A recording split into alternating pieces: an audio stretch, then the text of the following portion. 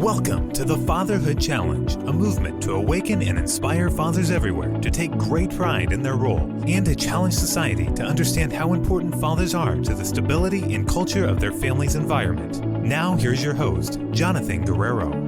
Greetings, everyone. Thank you so much for joining me. My guest is Jonathan Catherman. Jonathan and his wife founded the 1M Mentoring Foundation. He co-authored Raising Them Ready with his wife and also wrote Guiding the Next Generation and many other books. He's here now with us on the Fatherhood Challenge to talk about how we are raising our kids.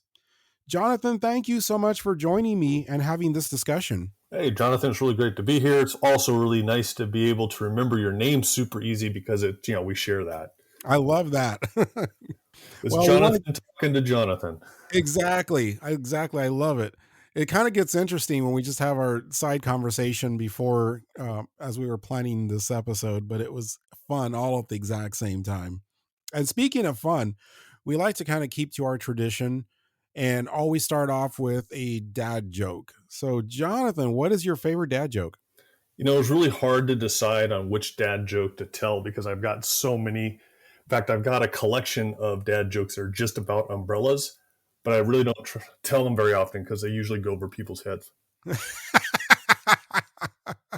Oh, wow. That was a perfect setup. Everything. I didn't even see that coming. It was still funny. It was awesome. Makes a great dad joke. It's a perfect dad joke. If the eyes aren't rolling in the room, it's not really a dad joke. Exactly. Thank you for sharing with us. Why did you start writing books about boys and youth? What is the problem you were trying to solve, and how bad is it? Well, the first book I wrote was way back in 2015, and it's titled Manual to Manhood. The fun part is it's been on the bestsellers list ever since, and it's sits there because there's such a need for young men to gain confidence and build their character. The book came about kind of a combination of events involved in kind of a tragic event in my life where I started a cloud file after titled If Anything Ever Happens to Me. It was written for my sons. A mentor of mine got a hold of that file, said, this isn't for your boys, it's for more than them. My grandson needs this, and the kid down the street needs this. I know many youth that need to see these how-to instructions you've created for your kids.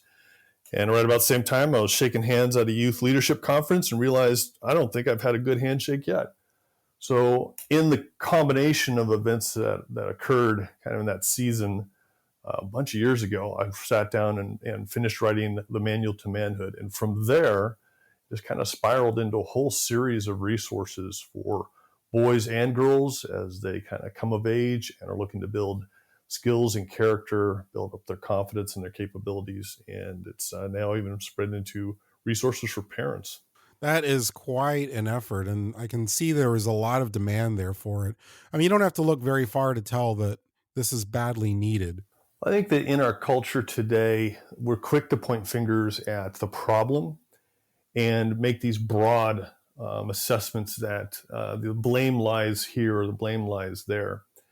And we tend to look for these solutions to the problem of young people, boys and girls, kind of transitioning into adulthood. And we look at this as a big problem in our culture. So we're looking for an even bigger solution. That's kind of our thing, right? If it's a big problem, it's got to be a gigantic, amazing solution.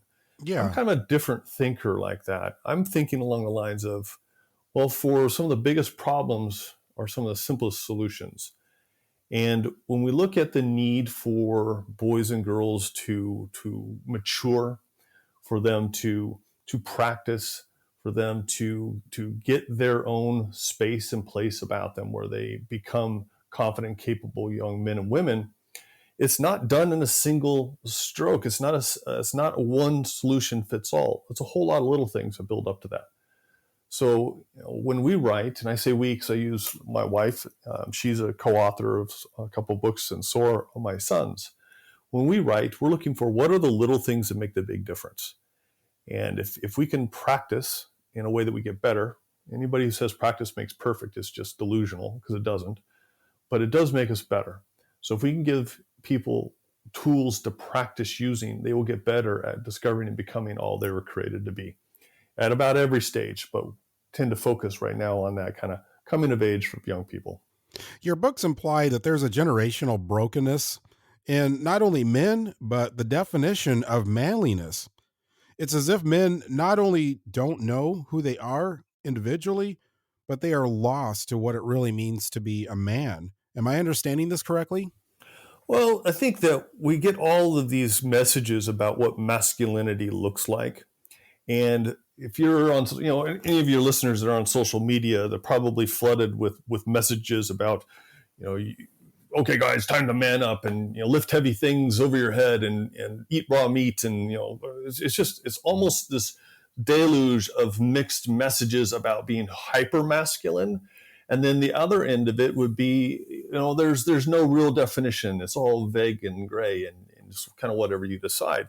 Right. And Yep. I'm not out to give a definition of what masculinity looks like in what you do or what you buy or how you talk or what you eat or what you drink or smoke or it's not. I don't believe in that. I believe that the most masculine of men are ones who are confident and capable to handle situations that arise on a regular basis every day. Now, I love to go camping out in the wilderness. I'm all about that. I love to work on cars. It's one of my favorite things to do with my sons. But I also know that when we are tearing down a car or we're out in a campsite, those are unique and few and far between experiences. The everyday stuff, the demands that come upon us every single day, from when you wake up in the morning to when you go to bed at night, those, when they are taken on as challenges rather than seen as threats, that's what makes a guy a man. If you can Yes. handle everyday life, now you're a man. Boys need adults to help them. And the odd thing, maybe I should rephrase that. Immature people need mature people to help them. And I meet countless grown men who are immature on the regular. Mm. So I don't think masculinity has to do with age. I don't think it has to do, like I said, with what you are eating, drinking, driving. It has to do with your confidence and your capabilities. It sounds like it's not something tangible, but more of a matter of the heart, It's character. the heart and the hands. I think that if you've got the mindset, skill set, and tool set, you're capable of doing just about anything.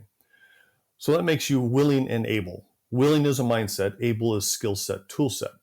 If you lack willing or able, then the same demand that others face becomes a real difficult challenge for that person to overcome.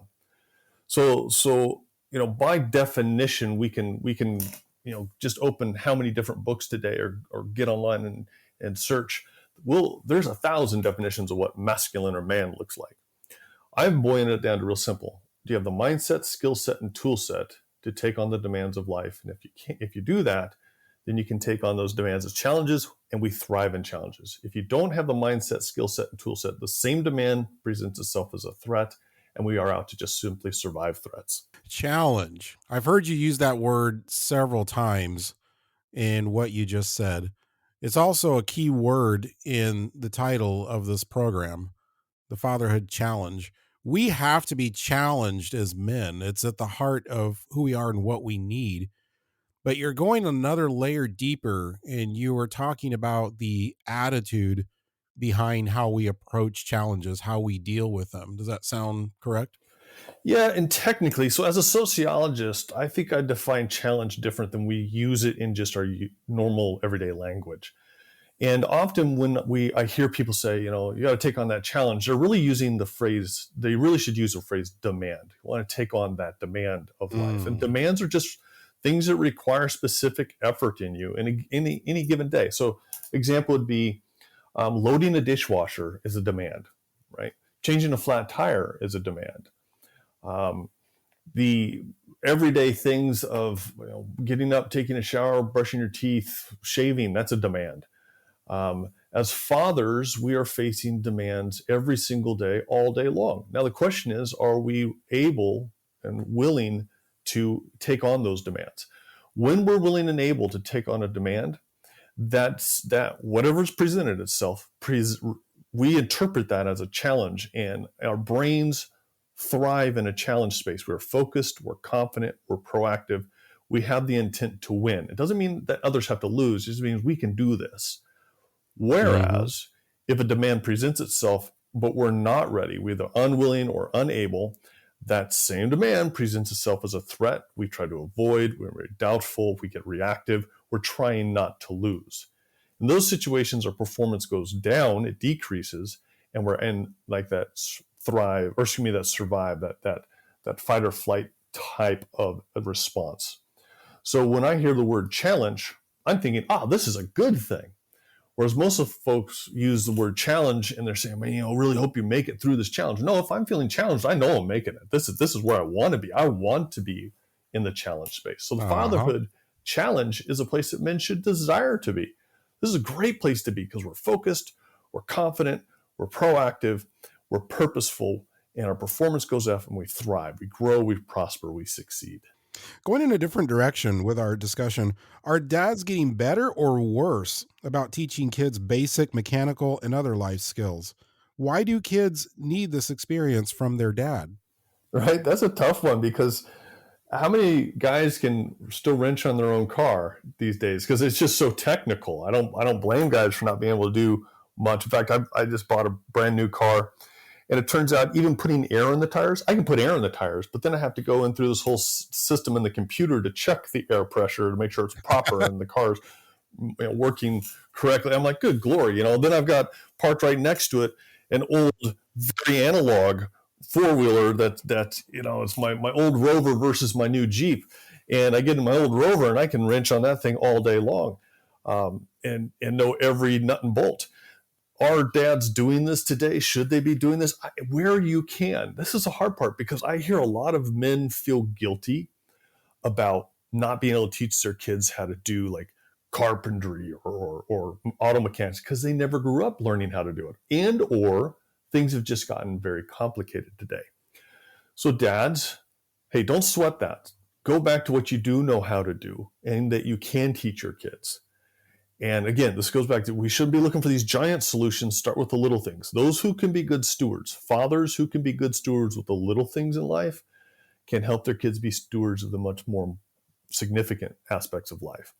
So start with the little things, teaching your kids how to do, and don't just show them or don't just tell them, but actually show them and do it with them also. And that can be for anything from, sure, changing the oil in the car if you've got that ability, to, I don't know, loads of laundry.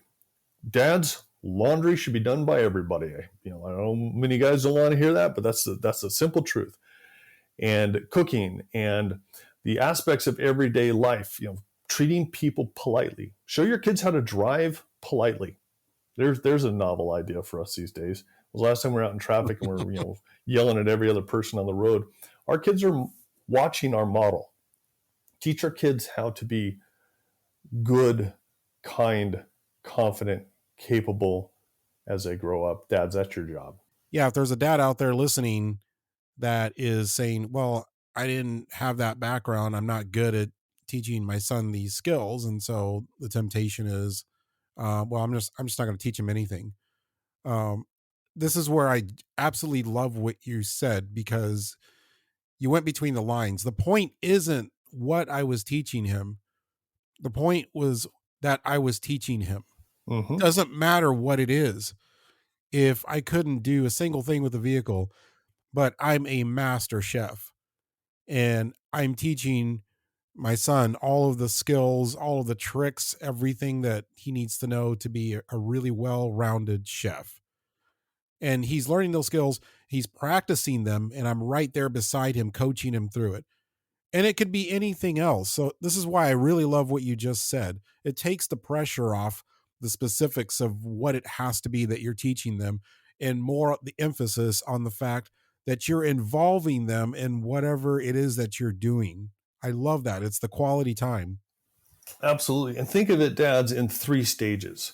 So when we are teaching our kids, and you fill in the blank, whatever it is you're teaching them how to do, there's 3 phases we go through of that instruction process. It actually starts with instruction. We give our kids direct instruction. Do this, then that. right? And then they give it a go. And they get better the more reps they have at whatever it is. It could be from, like riding a bike, to grocery shopping. Look, the more often you do this, the better off you'll be. Once you've given them instruction, let them go. Let them do it. As long as they're safe enough to not get too hurt, let them give it a go. And they're not going to be great at it at first. The more reps they get, the more practice they have, the better they'll become. So instruction is where you give directly to your kids. Second stage is guidance, where you come alongside them, you kind of coach them along, so they can hone their skills, get a little bit better. So whereas instruction is directional, guidance is beside. And then let it go. Let them get better at it as they're working on their knife skills, as they're mowing the lawn, as they're whatever they're practicing. They've already gotten instruction from you. You've already given them guidance, and guidance can last for years, right alongside our kids for years as they grow and mature. But let them go. And the third phase is called counsel. And that's actually where the kid comes back to us. Our children come back to us and say, hey, Dad, can you shine some more light on this, or help me out with a different perspective? That doesn't necessarily mean they're going to do what we say, but they're seeking our counsel, and that requires trust. So whereas instruction is directed towards our kids, guidance is alongside of our children, counsel is where they return back to us. If you can do those and let them go between each phase, you'll be in a remarkable relationship of watching your kid take on and learn the things that you know. And at some point, should be everybody, parents' desire, they'll be better than us at whatever it is that they've learned. Isn't that a parent's desire? Dads, don't you want your kids to be what? Better than you one day, or almost as good as you one day? As a father, I want my kids to be better than me. So instruction, guidance, counsel, with releasing them in between each phase. For me, I'm trying to master this skill or master this ability to be able to let go of that ego and learn something new right in front of them. In fact, learn it with them, right alongside them, learn it together. And there's something enriching about that experience that I'm discovering. It's hard to explain or put in words, but it's absolutely worth it. Like you're building something together and you're growing together. There's just something about that. Yeah, we're bonding together. The closest of our relationships, I think, if most men look back, they'll see those relationships were built while engaged in something of like mind, like activity with others. Your closest friends from growing up, you did all this together. You learned about this together. You practiced that together. You played together. You were in sports together. Whatever it was together is the kind of that glue that binds the relationship. So yeah, fathers, dads, if you're learning something new for the first time, but you don't want your kids to see that you don't know how to do that yet, that's an ego check. Let them know that you're not an expert at everything. That is okay. That makes you a real person. And they need to see dads who try and then need to try again. Then need to try again. How will they learn to practice if they don't see us practicing? Yeah. And if we lead them to believe that we're experts right out the gate, then really we're lying to them. It's an illusion. So let them see you practice. Let them see you struggle. Let them see you try it again, and they'll follow suit. I'm going to go off on a very, very different tangent.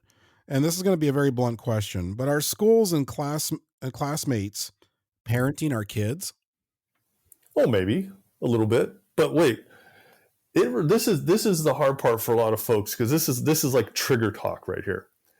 So if I agree with what the school is doing in the classroom with my kids, then I see them as a compliment to me.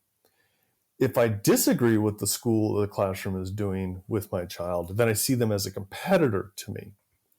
What I don't want to do is believe that the school is more significant than me. And this is, I think, where parents can put their minds at rest. Mom and dad, if you're more influential in your child's life than any teacher or mentor or coach is, then you haven't anything to worry about. Some of your books were written with your wife, as if you and your wife are a team. And there's no way that that's an accident. There's a message in the fact that people see both of your names on the cover of your books. What is this message to dads and their kids? Wherever possible, recognize that there's a partner in raising your children. And I remember when Erica, who's my wife, when we were getting married, I was talking with my grandfather. I said, "Do you have any great marriage advice for me?" Now, remember, this man's old school, grew up Depression and way back in the 1900s. He says to me, he goes, "Jonathan, work together like a team of horses and don't balk." I didn't Wow. know what that meant. So, I knew balk as in like a baseball term. But it didn't start in baseball. It started in farming, but it has the same meaning. Don't take a false step. Because when a Yes. team of horses are yoked together and the lead horse or one of the horses takes a step and then stops and everybody else follows suit, somebody's going to get hurt. Something's going to go wrong. So when Eric and I started writing together, it wasn't the beginning of something, it was the continuation of working together as a team. And if we're going to make bold statements about, in writing, books, we better do it together because we're talking about our boys and we're talking about families and we're talking about how do you raise up that next great generation. And so this needs to be done in collaboration. Erica and I are a great team. She is an amazing woman. I am, much of who I am today is because of her support. And I know not all dads have that. And I'm sorry, gentlemen, for those of you who don't. Um, at the same time, your kids have a mother, your kids have a partner, your kids have somebody who's parenting with them, with you, whether they're at home every day or they're on the other side of town or in a different state. You're parenting with somebody else in some way, shape, or form. Be in right relationship with that person to the best of your ability, and it'll make that parenting experience all the more valuable and rich. Are families sacrificing quality time together and great memories for increased screen time? And are they also living vicariously through other people's experiences instead of creating their own? Well, if you take a look at your phone, there's a app built into almost all the phones will tell you how much screen time you spend on a given day, and maybe even what you're using your phone for. How much was it for calls? How much of it was texting? How much of it was surfing internet? How much of it was in apps? Right. And if we were to add that up, on average, children are at about 4.5 or more hours, and teenagers are upwards of 7 hours a day online on their phones, on these devices, really. And are we stealing? I don't think we are. It's stealing from us because we're giving it to them. I don't think that social media and the internet is stealing anything. We are giving it away. So the enemy is not the device.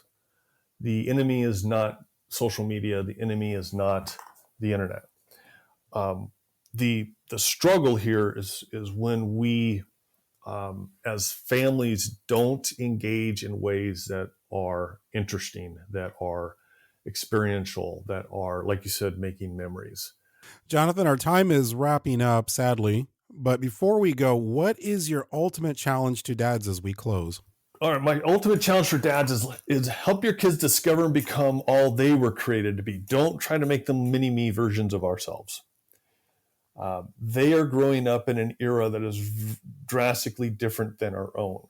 The "when I was your age" statements is really more like a history lesson half the time than it is a true comparison of what they're going through versus what we experienced. So, dads, help your kids understand what their talents are and then transform those raw talents into valued strengths. That will help them discover and become all they're created to be. Guide your children in defining the purpose of why they get out of bed and do life every day. Put 2 feet on the floor.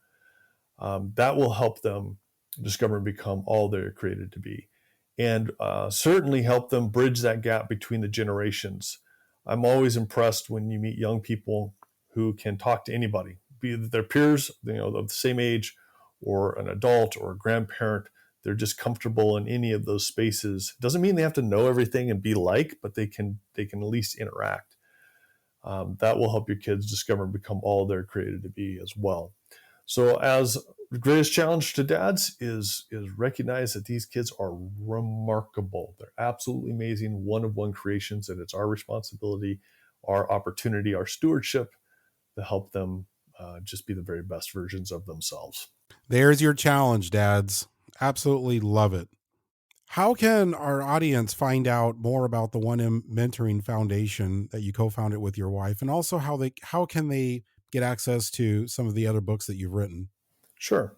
Well, if you come over to our website, it's called thecathermans.com. It's the word the, Cathermans.com. That's our family's website. On there, you can see all about our books.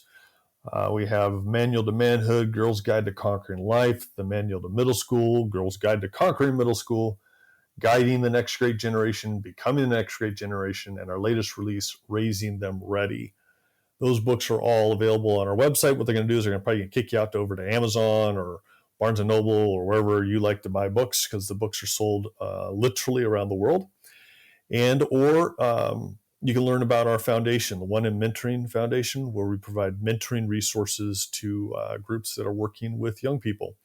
And it's for group mentoring, and we have both Men in the Making and Women in the Making Club resources. They're free downloads, and you can even get a hold of me if you need any help in guiding how to build up a community of mentorship.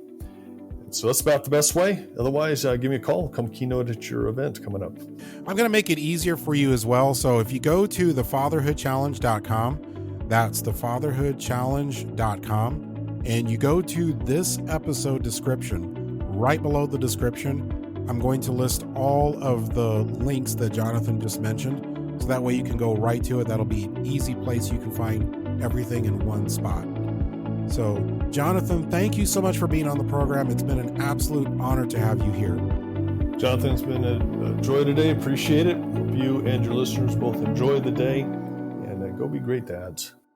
Thank you for listening to this episode of the Fatherhood Challenge. If you would like to contact us, listen to other episodes, find any resource mentioned in this program, or find out more information about the Fatherhood Challenge, please visit thefatherhoodchallenge.com. That's thefatherhoodchallenge.com.